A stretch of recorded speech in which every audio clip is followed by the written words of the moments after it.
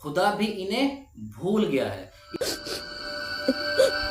لیکن آخر میں امید مر چکی ہوتی ہے۔ یہی وہ مقام ہے جہاں جہنم شروع ہوتی ہے۔ تصویر میں جو جھیل دکھائی گئی ہے اس میں گناہ گار ایک دوسرے کو چھو بھی نہیں سکتے، وہ پاس ہو کر بھی میلوں دور ہے۔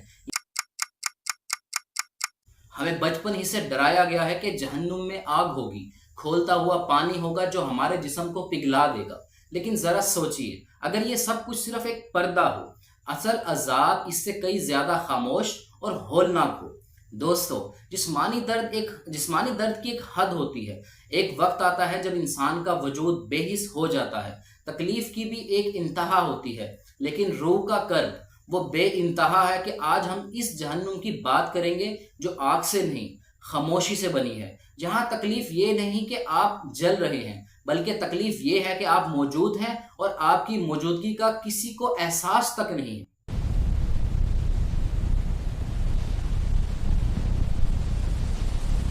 میرے ہاتھ میں دوستوفسکی کی دی برادرز کرامازوف ہے۔ اس کے صفحہ نمبر 400 پر ایک ایسی نظم کا ذکر کیا گیا ہے جس کو سن کر روح کانپ جاتی ہے۔ اس میں مادر خدا بند جہنم کا دورہ کرتی ہے۔ وہ دیکھتی ہے کہ گناہ گار آگ کے دریاؤں میں ہے، لیکن پھر اس کی نظر ایک ایسی جگہ پر پڑتی ہے جو سب سے الگ ہے، ایک ایسی جھیل جس کی گہرائی میں کچھ لوگوں کو پھینک دیا گیا ہے۔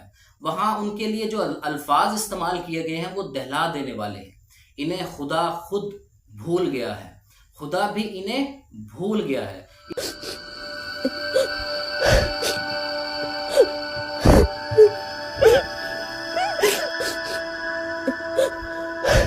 آپ اس جملے کی شدت کو سمجھ سکتے ہیں۔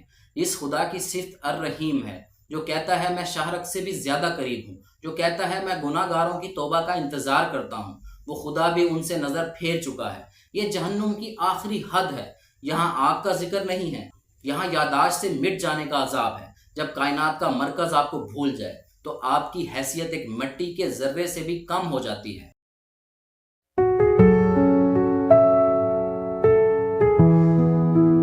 نفسیات میں ایک اصطلاح سوشل ڈیتھ ہے، یعنی زندہ ہوتے ہوئے بھی مردہ ہو جانا۔ جہنم دراصل اسی کیفیت کا نام ہے، جہاں آپ کی پکار کا کوئی جواب نہیں آئے گا۔ تصور کریں، آپ ایک اندھیرے کنویں میں گرے ہوئے ہیں۔ آپ چیختے ہیں، چلاتے ہیں، روتے ہیں، لیکن باہر سے کوئی آواز نہیں آتی، نہ غصے کی نہ ہمدردی کی، صرف خاموشی۔ شروع میں آپ کو درد ہوتا ہے، پھر غصہ آتا ہے، لیکن آخر میں امید مر چکی ہوتی ہے۔ یہی وہ مقام ہے جہاں جہنم شروع ہوتی ہے۔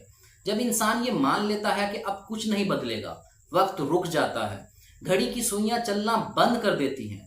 آپ ایک ایسی قید میں ہوتے ہیں جس کی کوئی دیوار نہیں، لیکن اس کا کوئی دروازہ بھی نہیں۔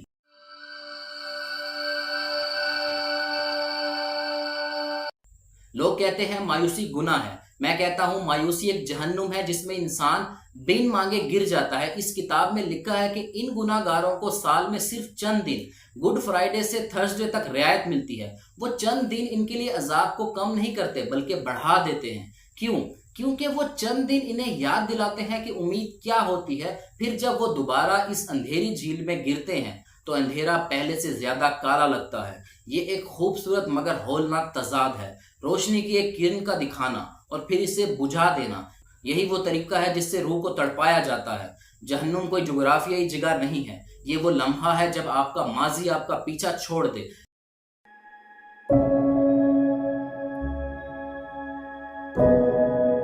فلسفی پال ساتر نے کہا تھا ہیل از ادر پیپل، جبکہ دوستوفسکی نے کہا تھا hell is the suffering of being unable to love, یعنی جہنم محبت نہ کرنے کا نام ہے۔ جب آپ کے اندر سے احساس ختم ہو جائے، جب آپ کسی کے دکھ پر تڑپنا چھوڑ دیں، جب آپ خود کو ایک ایسی جگہ پائیں جہاں صرف میں ہو اور کوئی دوسرا نہ ہو، وہی جہنم ہے۔ اس تصویر میں جو جھیل دکھائی گئی ہے اس میں گناہ گار ایک دوسرے کو چھو بھی نہیں سکتے، وہ پاس ہو کر بھی میلوں دور ہے۔ یہ تنہائی کی وہ انتہا ہے جسے لفظوں میں بیان کرنا ناممکن ہے۔ تو اگلی بار جب آپ جہنم کا سوچیں تو آگ کا مت سوچئے گا، اس خاموشی کا سوچئے گا جو امید کو مرنے کے بعد پیدا ہوتی ہے، اس جھیل کا سوچئے گا جہاں خدا بھی دیکھنا چھوڑ دیتا ہے، جہنم کی ایک ایسی جگہ جہاں وقت مر جاتا ہے، جہاں کاش کا لفظ ختم ہو جاتا ہے، جہاں انسان صرف ایک زندہ لاش بن کر ابدیت کے اندھیرے میں تیرتا رہتا ہے۔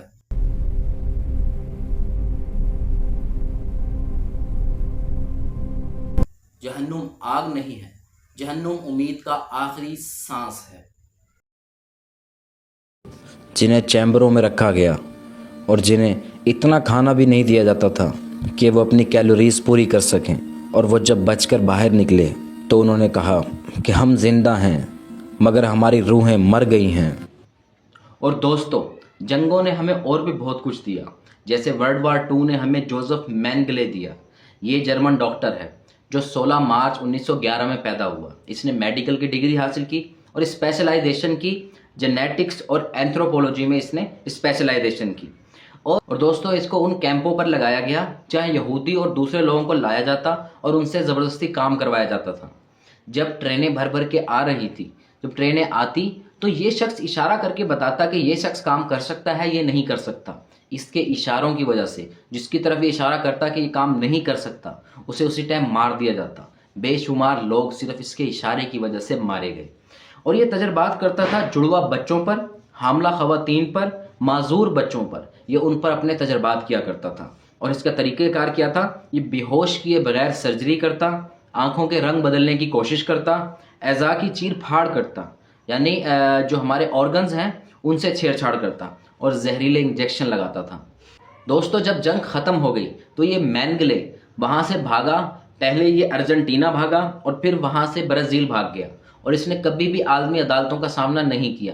اور 1979 کے اندر یہ ساحل سمندر پہ نہاتا ہوا، کہا جاتا ہے فالج ہوا، اور وہیں وہ ڈوب گیا اور وہاں مارا گیا۔ اس نے کبھی عالمی عدالتوں کا سامنا نہیں کیا، یعنی کہ اس کے تھرو جو ظلم ہوئے تھے ان لوگوں کو کبھی انصاف نہیں ملا۔ لیکن آپ سوچیں کہ اگر یہ عالمی عدالتوں کے سامنے آ بھی جاتا، اور جو بین الاقوامی ادارے ہیں جو کام کر رہے ہیں، جیسے آج کل بھی کر رہے ہیں، تو کیا ان لوگوں کو انصاف مل پاتا جن پر ظلم ہوا تھا؟ جی نہیں ملتا۔ جیسے آج 20,000 بچے فلسطین میں مارے جا چکے ہیں اور ان کو بروٹلی یعنی ظالمانہ طور پر قتل کر دیا گیا ہے۔ کیا ان کو انصاف ملا؟ یہ ادارے چیختے رہتے ہیں لیکن کسی کو انصاف نہیں ملتا۔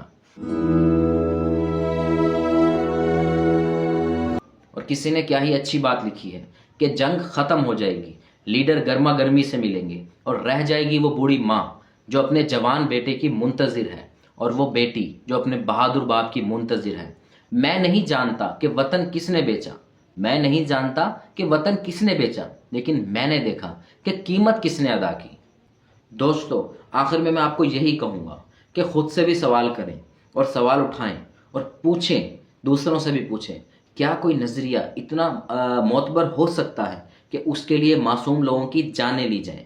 جیسے امریکہ نے عراق پہ حملہ کیا تھا اور اس نے کتنے لوگوں کو مارا۔ آپ صرف سرچ کریں کہ ان میں بچوں کی تعداد کتنی تھی، کہ کتنے بچوں کو انہوں نے جمہوریت کو بچانے کے نام پہ مار دی۔ Bloody democracy. Bloody democracy.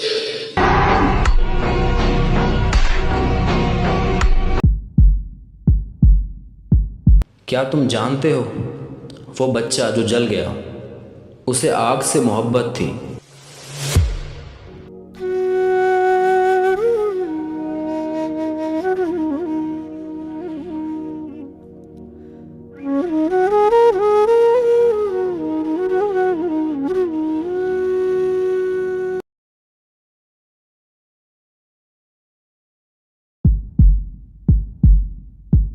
کیا تم جانتے ہو وہ بچہ جو جل گیا، اسے آگ سے محبت تھی۔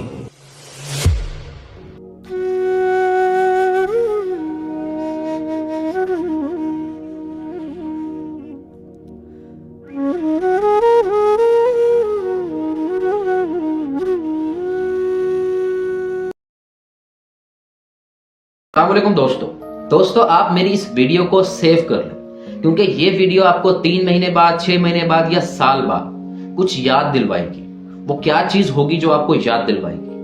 وہ آپ کو یاد یہ دلوائے گی ایپسٹین فائل، کچھ واقعہ تھا، ایپسٹین فائل میں کچھ ہوا تھا، کچھ ڈسکس ہوا تھا، دنیا میں کچھ ایسی بات سامنے آئی تھی، ایسے خوفناک حقائق ہمارے سامنے آئے تھے۔ آپ کو 3 مہینے بعد، 6 مہینے بعد یہ بات یاد آئے گی۔ اس کی وجہ کیا ہے؟ میں ایسا کیوں کہہ رہا ہوں؟ کیونکہ یہ بھی چیز، یہ فائل یا یہ سب کچھ جو نکل کے سامنے آ رہا ہے ہزاروں لاکھوں کی تعداد میں، اور اس کو ہم دیکھ رہے ہیں، اس ٹائم ہم عوام میں، لوگوں میں غصہ بھرا ہوا ہے، لیکن یہ ہمارے لیے ایک ٹرینڈ ثابت ہوگا۔ جیسے پہلے سب چیزیں ہمارے لیے ٹرینڈ تھی، پہلے اتنا کچھ ہوا وہ ٹرینڈ بن کے رہ گیا، آیا جب وہ مارکیٹ میں آئی وہ چیز، لوگوں نے بہت زیادہ اس میں اگریشن دکھائی، لوگوں نے اپنے غصے کا اظہار کیا، چیزوں کو شیئر کیا گیا، اس پر ویڈیوز بنائی گئی، اور آخر میں کیا ہوا؟ آخر میں وہی ہوا جو ہمیشہ سے ہوتا آ رہا ہے کہ وہ چیز ٹرینڈ بنتی ہے اور پھر بھلا دی جاتی ہے۔ تو یہ فائلز بھی دیکھنا بھلا دی جائیں گی 3 مہینے بعد، 6 مہینے بعد، سال بعد۔ ہم تو یہ دیکھتے ہیں کہ چھوٹے لوگ لائک وڈیرے اور ایم پی اے اور ایم این اے، ان کے واقعات ایسے ہوتے ہیں کہ یہ 2 مہینے بعد بھلا دیے جاتے ہیں۔ تو یہاں تو دنیا کے جگادریے، صحیح ہے، دنیا کے ہیوی ویٹ قسم کے لوگ اس چیز میں شامل ہیں، تو کیا یہ چیز وہ غائب نہیں کر دیں گے مارکیٹ سے؟ اور لوگوں کا بیہیویئر بھی کچھ اس طرح سے ہی ہے کہ وہ چیزوں کو کیا کرتے ہیں، ابھی غصہ بھی دکھا رہے ہیں، سب کچھ کریں گے، اینڈ دی اینڈ کیا ہوگا، یہ چیز مارکیٹ سے غائب ہو جائے گی اور ہونے والی ہے۔ آپ میری اس ویڈیو کو نا سیو کر لو، سال بعد 6 مہینے بعد آپ کو یاد آئے گا کہ ایپسٹین فائل کا بھی کوئی قصہ تھا، یہ چیز بھی ہمارے سامنے آئی تھی۔